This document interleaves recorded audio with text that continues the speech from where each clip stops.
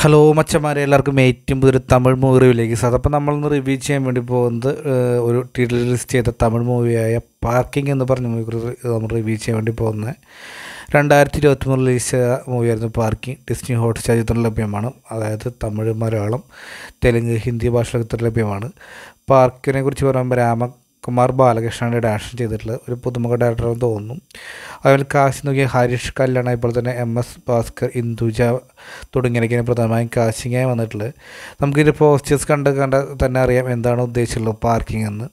ഞാൻ ഈ ചിത്രത്തിൻ്റെ ഏറ്റവും വലിയ ഞാൻ ഇതിൻ്റെ ഇത് കാണാനിരുന്ന സമയത്തിന് ട്രെയിലറോ കാര്യങ്ങളോ ഒന്നും കണ്ടതുണ്ടായിരുന്നില്ല. അതുകൊണ്ട് തന്നെ എനിക്കൊരു ഐഡിയയും ഉണ്ടായിരുന്നില്ല എന്താണ് ഇതുകൊണ്ട് ഉദ്ദേശിച്ചിട്ടുള്ളതെന്ന്. പിന്നീട് പകുതിക്ക് എത്തുമ്പോൾ എന്തിനാണ് ട്രാക്കിലേക്ക് ഞാൻ കയറുകയും ഇപ്പോൾ ചിത്രം ട്രാക്കിലേക്ക് കയറുന്നപ്പോൾ എനിക്ക് തോന്നി. കാരണം പിന്നെ പാർക്കിംഗ് എന്ന് പറഞ്ഞിട്ടുള്ളതിനേക്കാൾ ഭയങ്കര ഇൻട്രസ്റ്റിംഗ് ആയി എന്ന് തോന്നി. കാരണം ഇത് എവിടെ ചെന്ന് അവസാനിക്കും എന്നുള്ള രീതിയിലായിരുന്നു ഞാൻ കണ്ടപ്പോൾ എനിക്ക് തോന്നുന്നത്. കാരണം തുടക്കം തൊട്ട് ഒടുക്കം വരെയും യാതൊരു പിടിയും തരാതെ ഭയങ്കര ഇൻട്രസ്റ്റിംഗ് ആയി പോകുന്ന ഒരു നല്ലൊരു ചിത്രം തന്നെ പാർക്കിങ്ങിനെ കുറിച്ച് പറയുമ്പോൾ. സ്റ്റോറിയായിട്ട് പറയുമ്പോൾ അതായത് രണ്ട് ചെറുപ്പക്കാർ ഒരു പഴയൊരു അപ്പാർട്ട്മെൻറ്റിലേക്ക് വരുന്നു.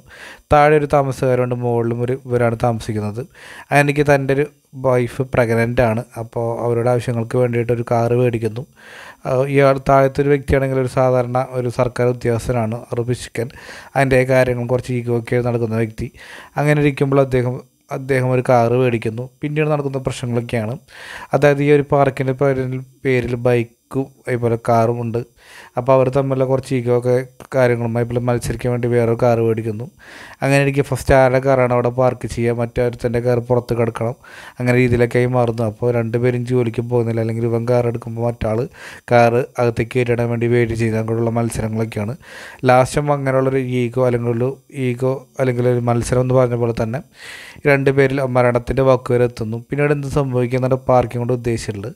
പാർക്കിംഗ് എനിക്ക് തോന്നുന്നു മലയാളത്തിൽ നമ്മുടെ ഡ്രൈവിംഗ് ലൈസൻസ് അതുപോലെ തന്നെ അയ്യപ്പനും കോശി രണ്ടുപേരും തമ്മിൽ മത്സരം എന്ന് നമ്മൾ ചിന്തിക്കാനപ്പുറമായിരുന്നു. രണ്ട് മലയാള ചിത്രമായിരുന്നെങ്കിൽ പോലും തമിഴിൽ നിന്നും അങ്ങനെ ഒരു ഈഗോ ക്ലഷ് ചിത്രം വരുമ്പോൾ തീർച്ചയായിട്ടും ഒട്ടും തന്നെ ഇത്ര നന്നാവുന്ന പ്രതീക്ഷിച്ചില്ല.